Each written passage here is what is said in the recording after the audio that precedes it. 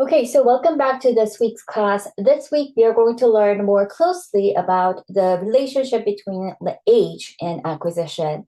During our first week, I did ask you some of the questions, like, for example, do you think age really matters in mastering a second or a foreign language?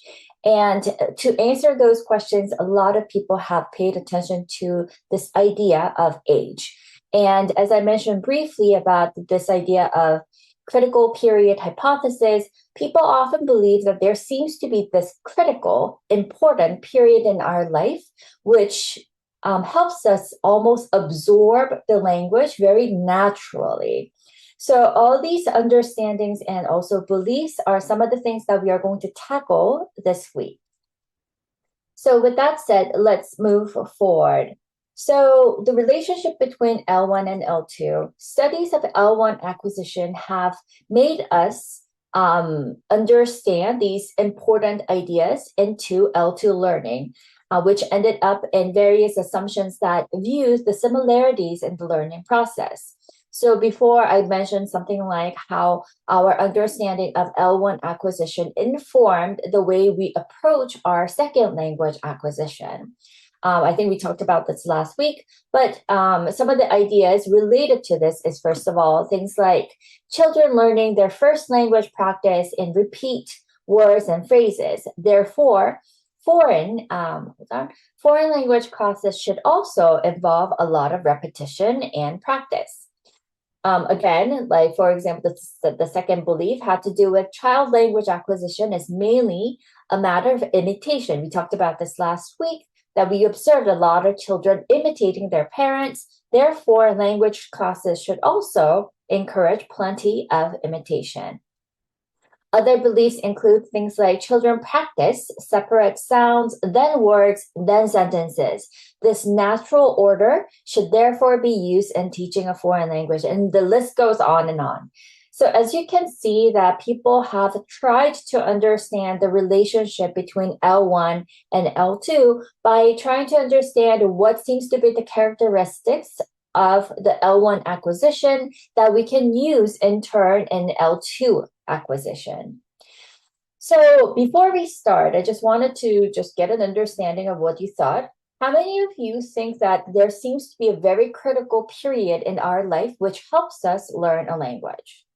You can just raise hand or you can use the emoticons. Okay. Okay, only a few. Okay, almost one person only. Oh, okay. I know that's a lot of thumbs up. So some of you might think that there seems to be a critical period in our life which helps us learn a language. Some of you might think that no, I don't think age matters that much.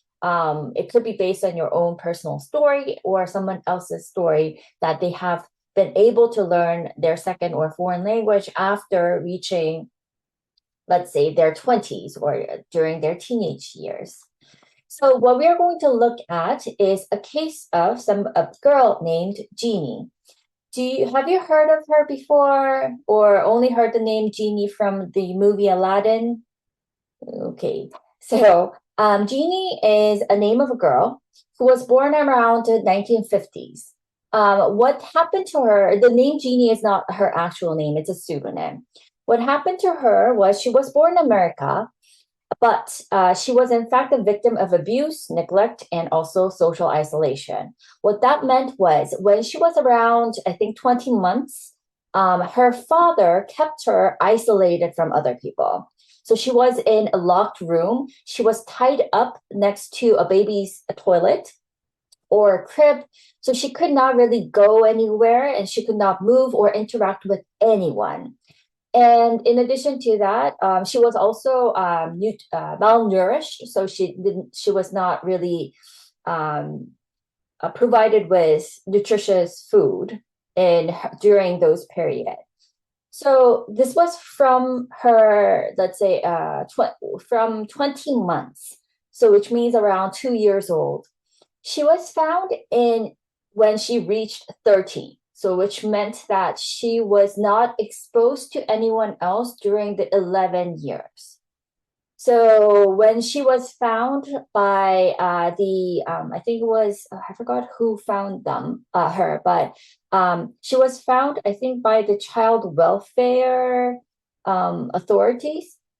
And when she was found around the year 13, what happened to her was she was brought to the hospital, and hospital staff started to talk to her about it, about her situation. So let's take a quick look at the video I prepared for you, and we'll talk about her case soon. Officials in Los Angeles said that about Tuesday, taken custody of a 15-year-old woman that was kept in such isolation by her parents that she never even learned to talk. The girl still wore diapers and was uttering incidental noises. Social worker discovered the case 2 weeks ago. The authorities are hoping she still may have a normal learning capacity. Among the first to see the child was Temple City Detective Sergeant Frank Lindley.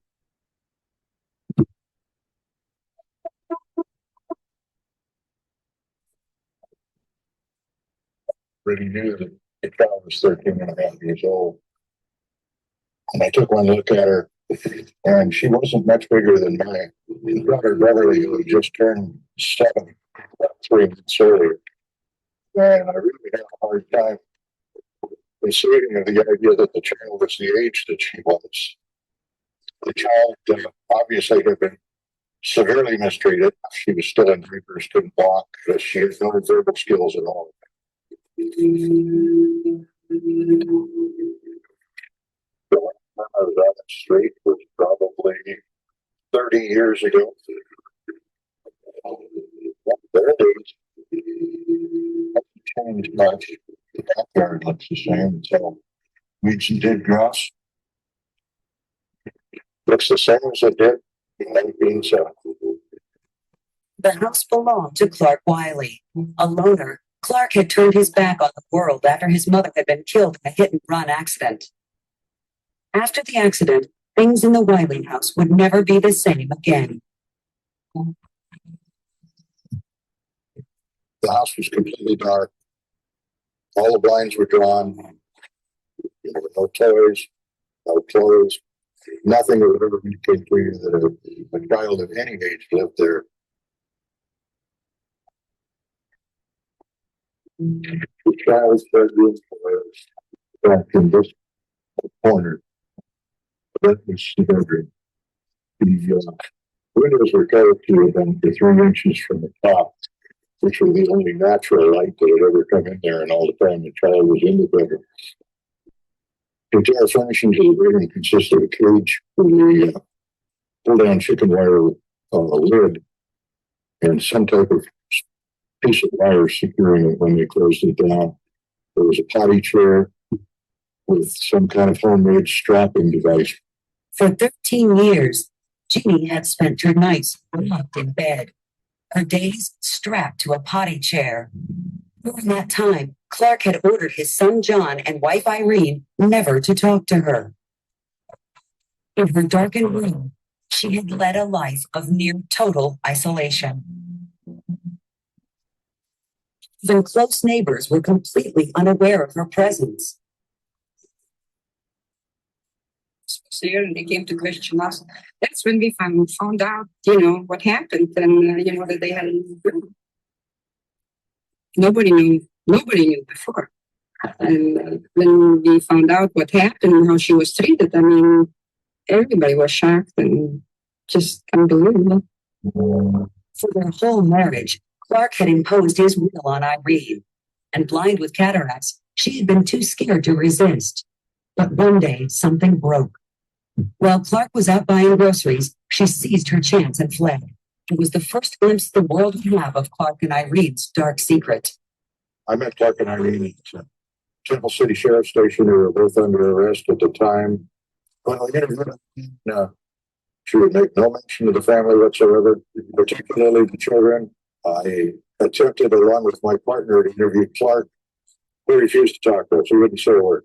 He never even acknowledged that he understood what we were talking about. Well, yeah.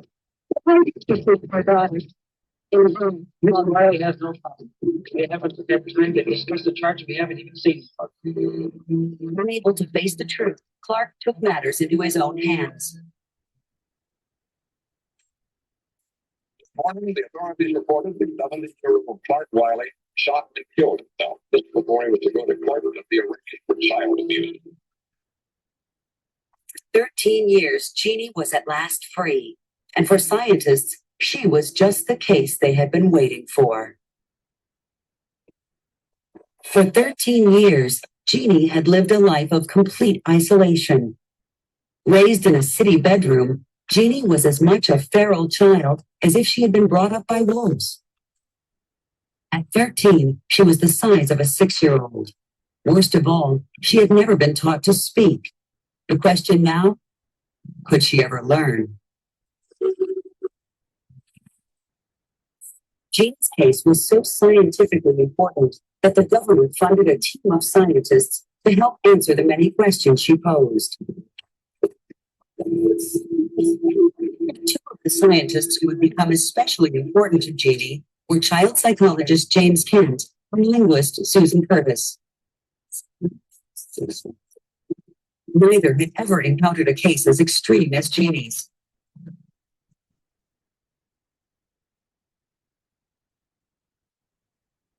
We looked at her as a newborn, she came with 13 years of memories and experiences, not all of them wonderful, most of them not, I think. And so we thought we needed to start to expose her to what the world was going to be like for her outside the hospital bed.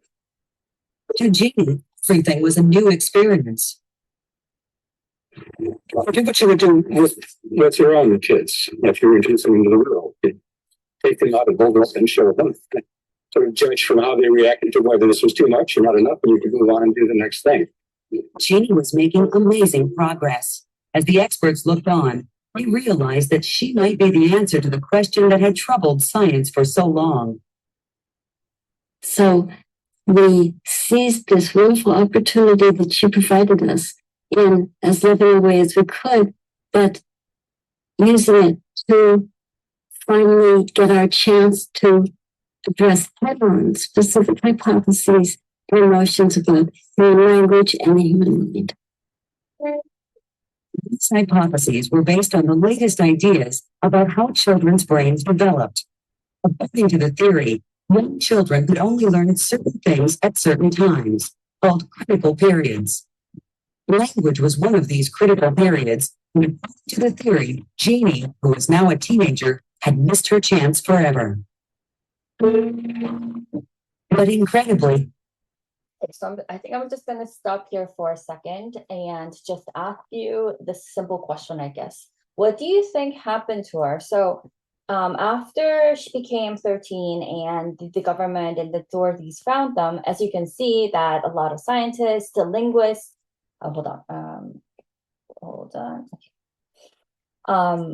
Not this one. A lot of scientists, we had the child psychologists and linguists. They all started to study Jeannie regarding her L1 acquisition at this point. What do you think happened? Anyone? Any guesses?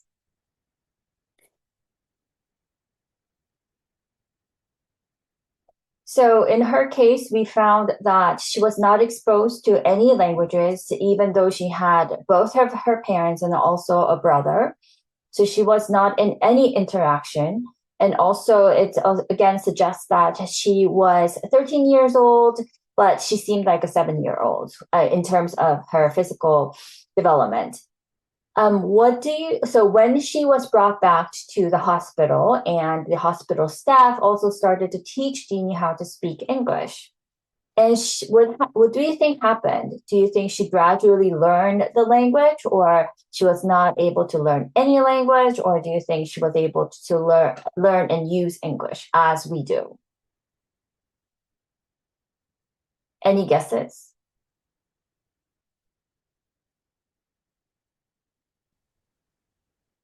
Yeah. Yeah, I think she could learn some language at some level, but I don't think she could achieve like native speakers level. Like, So she was, I think she was in fact a native speaker of English, I guess, but still, as you just mentioned, we might easily imagine that her development might not have gone whole way through. And we are going to take a look at what has happened now with her. So let's take a look at another one. Wound is 4.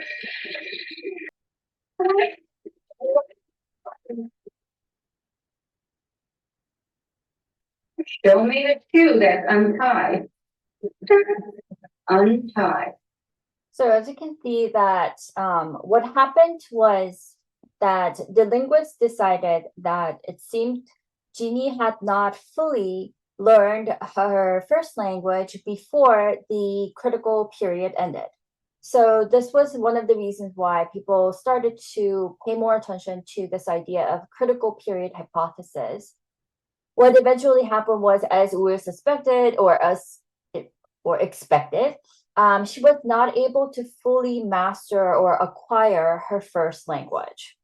And also, in addition to that, there you can actually tell in these videos that there seems to be some sort of improvements made in her conversational competence. However, still it remained quite low. And also you can hear her voice or the sound, the vocalizations seem to be very atypical compared to the kids at her age. So what people were able to conclude was that there seems to actually be this critical period where language, including language, a lot of these skills need to be taught during that particular period of time in human beings in order for them to learn not only their first language, but second or the third or foreign language in general. So, however, at the same time, we have to think that it's a little bit of a different story, I guess, because there seems to exist this critical period. However, what this case tells us that is that she was isolated from all types of resources or, let's say, interactions, right? So, in that case, when we talk about age in foreign language learning, we often say starting young is best. Like starting, let's say, to learn learning like bilingual, when you are, let's say, around before entering kindergarten is best, for example. A lot of these ideas are based on the idea that it still has the kids, the children, still get exposed to other sources. But in this case, therefore, the Genie's case is a little bit different from those types of beliefs, but it still shares some of our ideas related to critical period. And therefore, I wanted to share that with you guys. So the next question that I had was, I'm going to send you guys into small groups. You can talk about the Genie's case or you can talk about your own case personally. But do you think age matters for the ultimate attainment of second language acquisition? Why or why not? Again, going back to your own experience learning a language or observing others who have learned a foreign language, have you seen any anecdotal evidence? Like anecdotal evidence means any type of evidence supporting the idea of a critical period for second language acquisition. So these two are somewhat related, so you can touch upon both questions at the same time. If you feel like you want to focus more on one over the other, that's also possible. So I'm going to put you guys into small breakout rooms now, and I will bring you guys back in about 3 minutes, and we'll share what you have talked about. Hold on. Okay, so we have everyone. Okay, so let's just talk about some of the things that you talked about in your own individual group, and we'll move on. Anything that you wanted to share that came out from your group? Can I share? Of course. Uh, we were 3 in our group, and other 2 than me talked about the importance of environment or exposure to that language rather than the learner's age. And I agreed with that. I think it's important as well, but I think that's more about competence versus to performance that we talked about the last time. So it's possible to increase one's competence after one's grow up, but performance, like especially pronunciation or accents, is very critical to acquire in their young age. And that was my thought. I mean, so it seems like I think Will, you're in the group with like Teo and Jongsu, right? So you guys did talk about the importance of the contextual exposure, I guess, like getting whether immersed in the setting and such. I think one of the things that we do agree on is the idea of pronunciation. So the age that you were exposed to the language, if you were exposed to the language early on, then the pronunciation might be one of the skills that could be beneficial, or I don't know, I don't want to use the word beneficial, but pronunciation could be the one area where it could be developed much more easily compared to other skills. And it's interesting how you were able to make connection with the performance that we talked about last time. So I think that's a good point. Yeah. Anything else? Anyone else? Any other comments? Theo? Yeah. Actually, I was in the same group with Uri, but I was like against to his opinion. So what I insist was that the time period when the critical time period is not that much important. It was my uh, opinion. So I thought that there are a lot of seniors like over 30 years old, 40 years old, who work in company and tries to get a high score in TOEIC or TOEFL, and they study really hard, and they uh, after they get those high scores, they go to like US or Canada or like somewhere else or Europe and they work there well.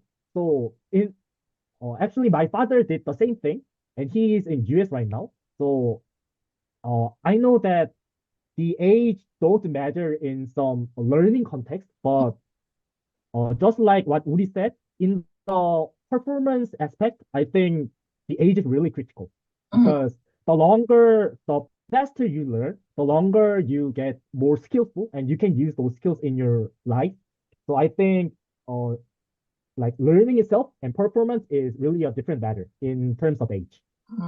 I'm so glad that in your group you were able to share those different ideas, different perspectives, but finding similarities within. I think that's very natural when we are talking about age and acquisition because that's actually both true. We often talk about, yeah, it seems like, however, children can get benefit in learning their pronunciation very early on, but that does not necessarily mean that adults can't develop their skills. So people do make these arguments. So it goes back and forth, back and forth. So there's no one answer. I think all of you might have different opinions related to it. Some of you might think that, oh no, learning language I think I saw it from other groups where you guys talked about the anxiety level in language learning. If you get exposed to the language early on, you might feel less frustrated or less anxious in using the language. So that could be one. However, at the same time, you might find a lot of kids having trouble going to English kindergarten because they're very afraid of what's going to happen. Just to briefly share my own story, I mean, this was really long time ago, but I used to live in the Netherlands when I was between the age of 4 and 7. So I stayed there about 3 years. When I first went there in the Netherlands, do you guys know which language they speak? They speak the language Dutch. And this was in the 1980s. So this was long, long time ago, right?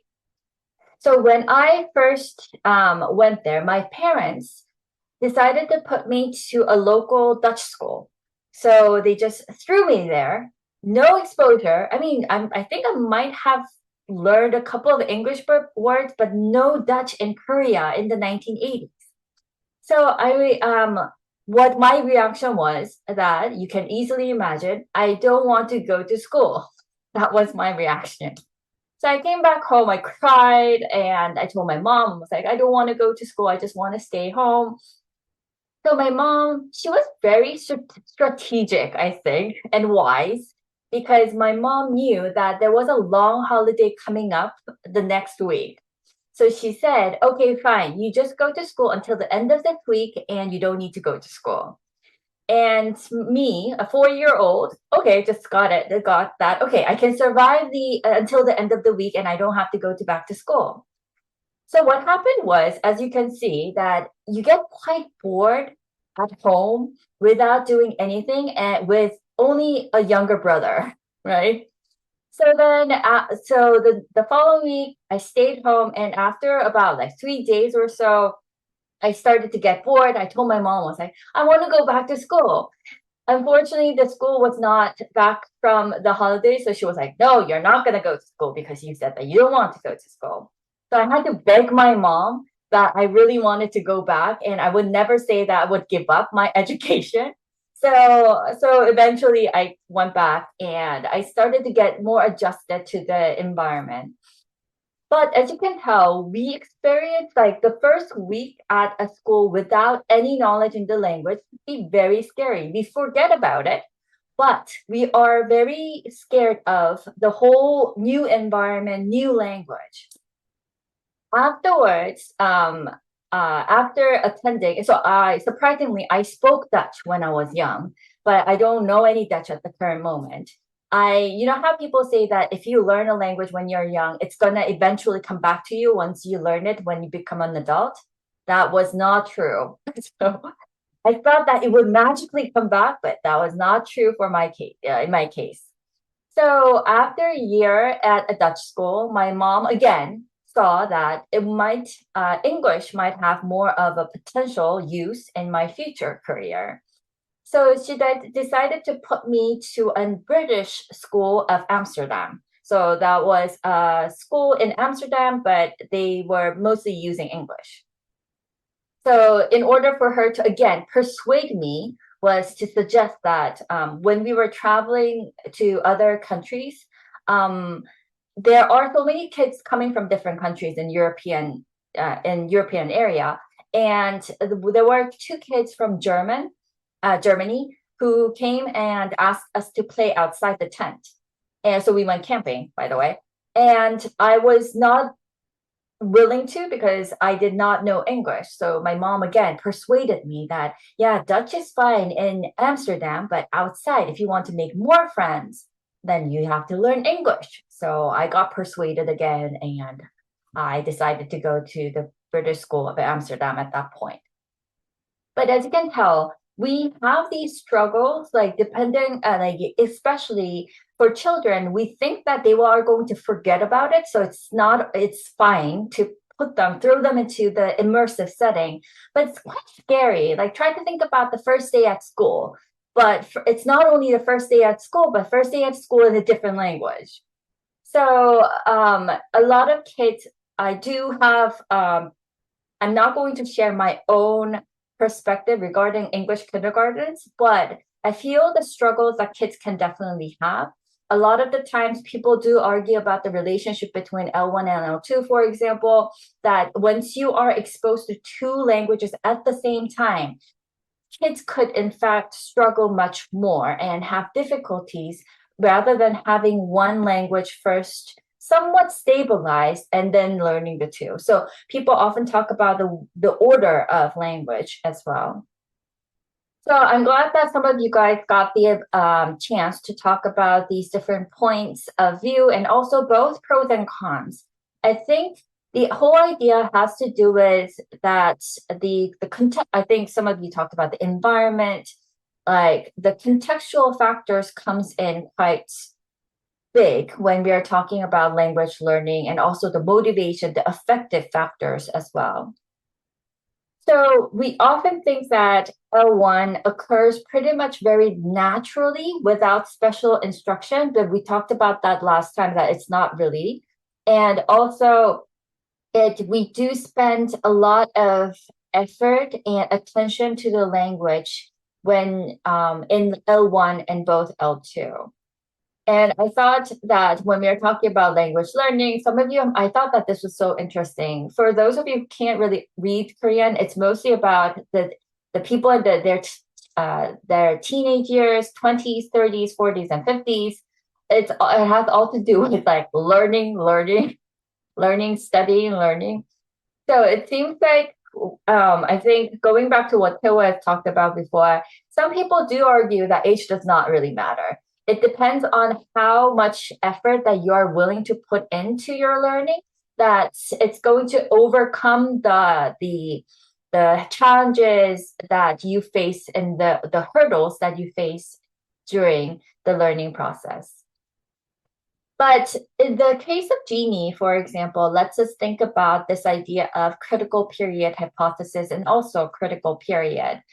Critical period has to do with the sensitive period for language acquisition, but not only language acquisition. I'm talking about that because we are in a course called language learning and teaching, but it's not limited to language acquisition. It has to do with motor skills and other skills as well. This period refers to this biologically determined period of life during which language can be acquired more easily. So again, more easily does not necessarily mean that it cannot be done outside the period. After this period, language becomes increasingly difficult to acquire, however. So it refers to the biological timetable for language development, and hypothesis has to do with the idea that a critical point for second language acquisition occurs around puberty, and beyond which people appear to be less capable of acquiring a second language. So this idea goes back to the Korean parents' belief that children need to learn their second language or second language early on during before they enter the elementary school, for example. But puberty, it usually comes around like junior high school years. So it does not really have to rush through, but still that's the belief that people often have about starting early is better. This view has sometimes led to incorrect assumptions that some individuals are incapable of successful second language learning, particularly when success is defined by native-like pronunciation or accent. This is a point where I think we are bringing what Uir talked about and Theo talked about together, right? We pointed out that it seemed pronunciation or accent seemed to be something that drives this critical period hypothesis. However, as we talked about, language learning is not only about pronunciation. Pronunciation is just one part of linguistic skills. It's not all. I think this is the frustration that I have as an English instructor to Korean English learners or any English learners out there, is that a lot of kids nowadays are focused on pronunciation being the scale to measure one's English skills. However, that's not true, right? We have something called fluent fool, that you seem to talk well or your pronunciation seems to be fine, but it does not really make any sense. So that's what it's called. So the pronunciation does not mean success in second language learning. So even after puberty, people can, if they have great motivation, if they find something very interesting, that they're going to be a successful language learner eventually. So that's not determined by the pronunciation or accent. So please try to remember this aspect related to critical period hypothesis. Don't just accept it as is. Try to always think about, but I know this particular person who has this kind of case, right? And that could in fact mean a lot in understanding language learning. Okay, so related to that, sorry about that. We're going to go focus on the brain, so the neurobiological consideration. So it has mostly to do with brain. So as human beings matures, our brain matures, we have these functions that are assigned, or which we use the word expression lateralized here, lateralized to the left hemisphere of the brain and certain other functions to the right. So you might have learned this about this brain functions before, but a lot of times we find that the left hemisphere has to do with the intellectual, more logical, and analytical functions, while the right hemisphere is associated with emotions, facial recognitions, and spatial abilities, including reading maps, for example, and also social processing. Language functions are primarily, but not exclusively, controlled by the left hemisphere. What do you think this expression means? Primarily, but not exclusively.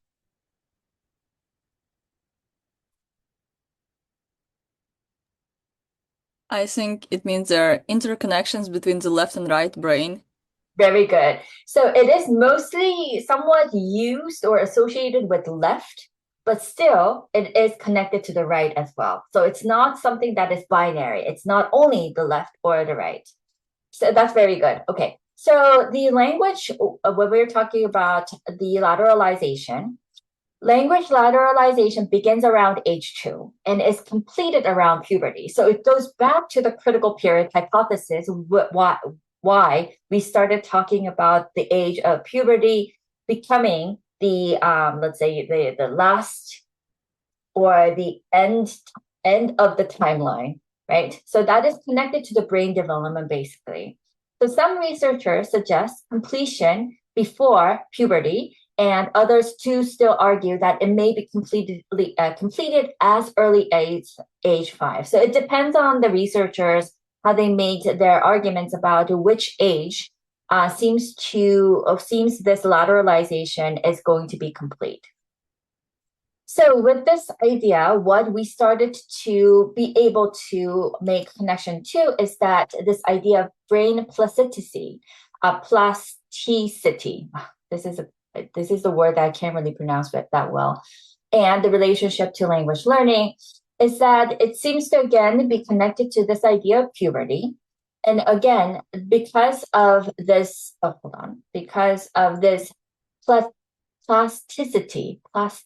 Children can acquire both their first language and second language more easily. And also after this particular period, again, puberty, it may be more difficult to easily achieve fluent or native-like control of a second language. So this again goes back to the critical period hypothesis, and it's related to brain, okay? So related to brain, more specifically, we have two different areas that we are going to talk about in relation to the language learning. So we have this idea of Broca's language over here, where it seems to control the motor aspects of speech production. And what this means is that when you get damage to this particular area, we call it the Broca's aphasia. In this case, when this part is damaged, speech becomes slow and very poorly articulated, and language comprehension is there. However, speech production is impaired. So you can still understand other people, but your speech production seems to be impaired. We have another one called Wernicke's area over here. This part controls the understanding of language and words. So this, again, when you get damaged, it's called the Wernicke's aphasia. So it's the same aphasia, but it's called differently. This one is a little bit different. So in this case, speech is fluent. So we talked about how Broca's area, when you get damaged, the speech production is impaired. However, this part, when you get damaged, speech production is fine. And it's very quick, it's very rapid, but the meaning is not there. And again, the language comprehension is significantly impaired. So it's either or, okay?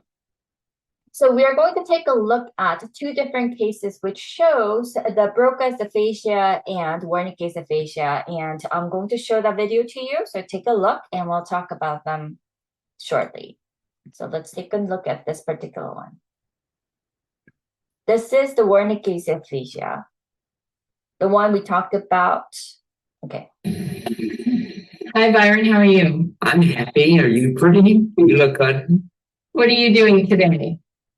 We stayed with the water over here at the moment. Talk with the people for them over there. They're diving for them at the moment. But they'll save in the moment. He'll have water very soon for him. With luck for him. So we're on a cruise and we're about to. We'll start right here and they'll save their hands right there for them. And what were we just doing with the iPad? right at the moment, they don't show a darn thing. That we were doing. We like here?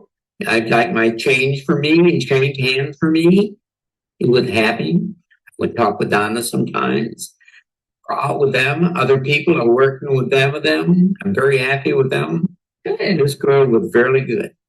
And happy. And I play golf and hit other trees. We play out with the hands. We save a lot of hands on hold for us, other hands, what you get. But I talk with a lot of hands for him. Sometime.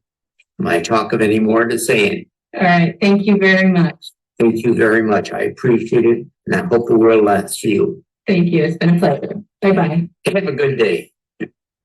Okay, so this was the case of Warnike's aphasia that we just talked about, how the language comprehension is the part where it was impaired. As you can tell, he is somewhat talking, so his speech seems to be very fluent, but it does not really make any sense. So he's been talking about like so many different items, and also the speech production, the sounds are fine, but then they're not really making any meaningful chunks. So let's take a look at the next example now.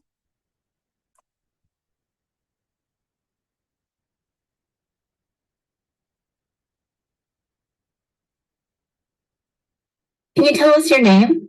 Mike Caputo. And Mike, when was your stroke? I was 7 years ago. Okay. And what did you used to do? Worked on a desk, seven sales and worldwide, and very good. Yeah. Okay. And who are you looking at over there? When you turn your head? Okay. And why is he helping you to talk? Please speech. So you have trouble with your speech? Yeah. What's that called? Aphasia. Right. And so why don't you work now? I do. And what do you do now? Voices of Hope aphasia. What is Voices of Hope? Peterburg, and Dr. Hinckley, and myself, founder for me, and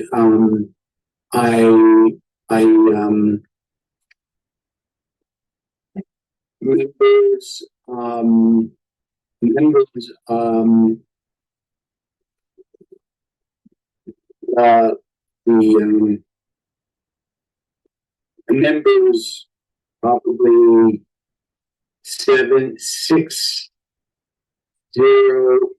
people. So 60 people are part of Voices of Hope, Yes. which is an aphasia support group Yes. that you founded. Yes. And Dr. Jackie Hinckley is part of that. Yes. Okay. All right. It's not as No, it's programs. It's 3 days.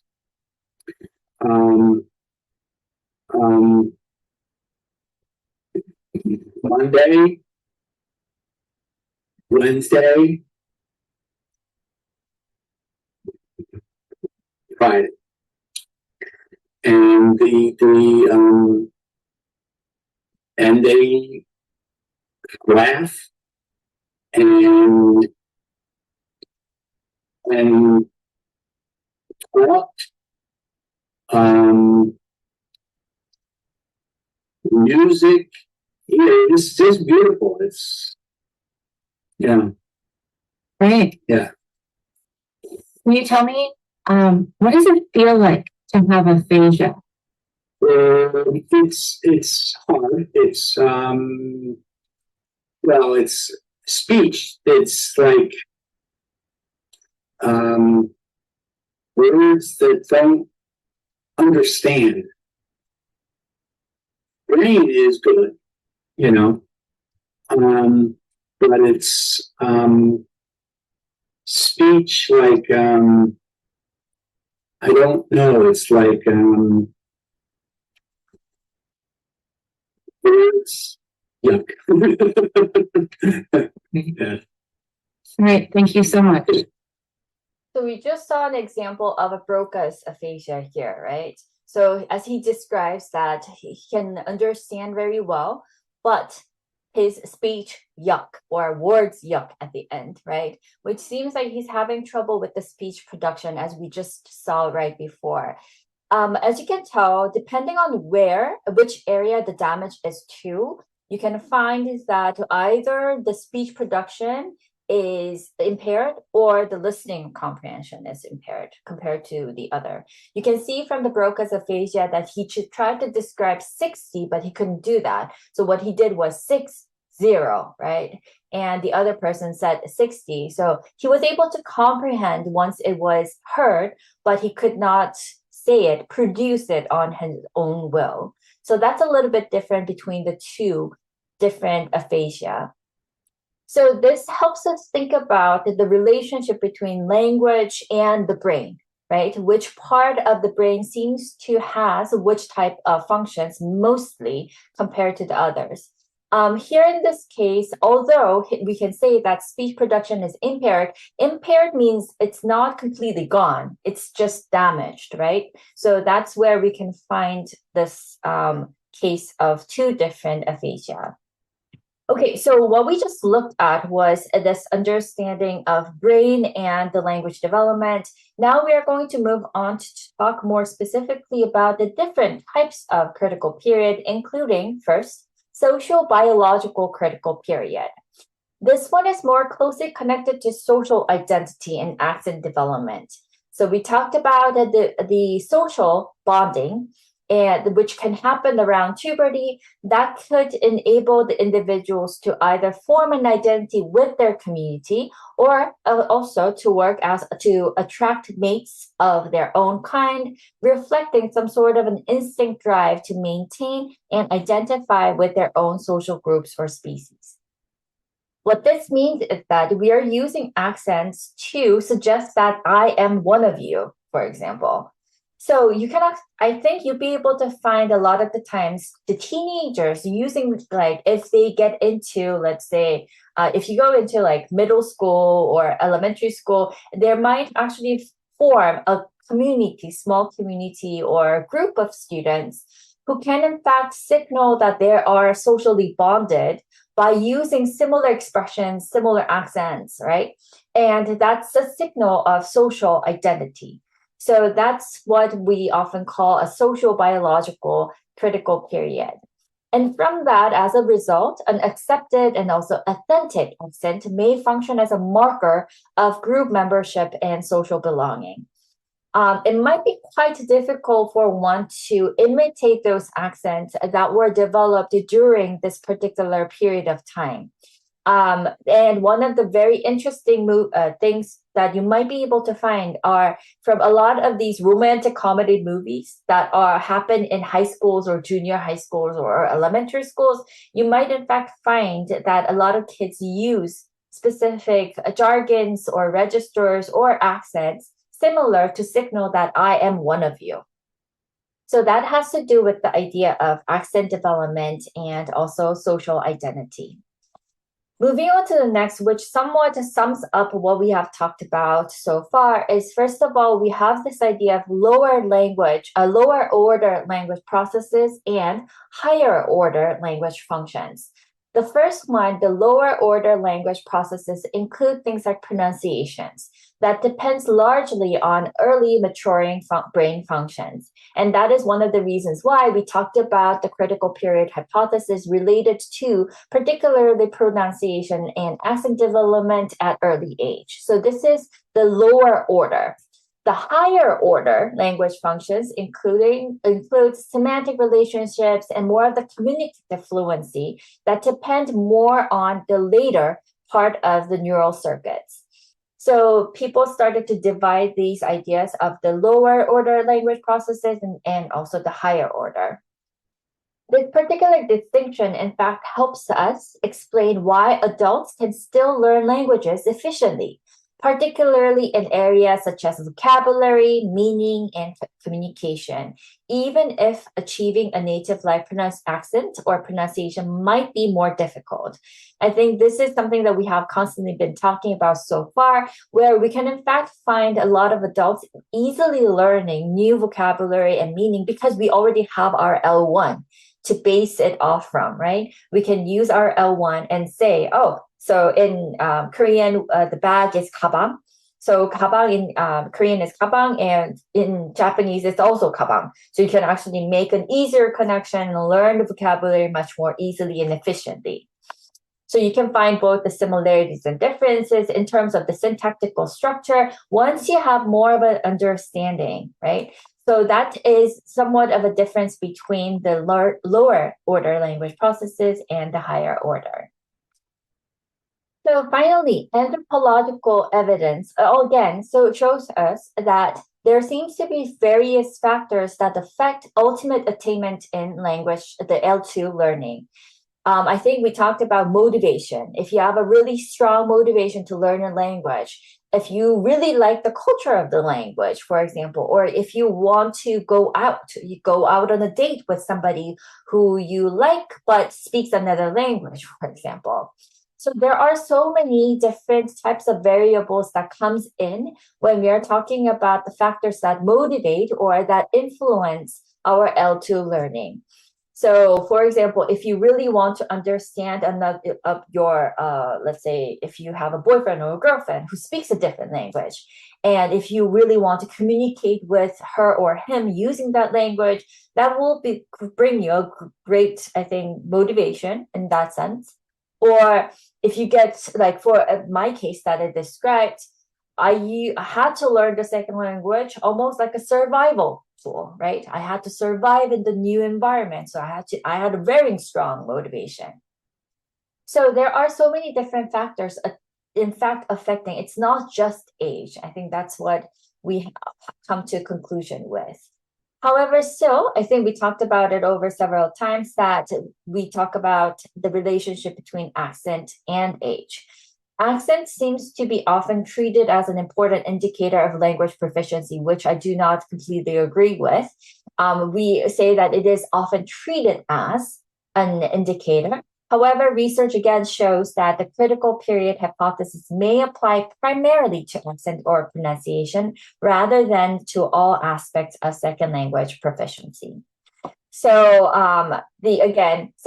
overall, after going through the whole critical period hypothesis and some of the relationships between brain and language and all, we can conclude that it does seems to work with accent or pronunciation. But again, language learning does not mean only learning about pronunciation or mastering the accent.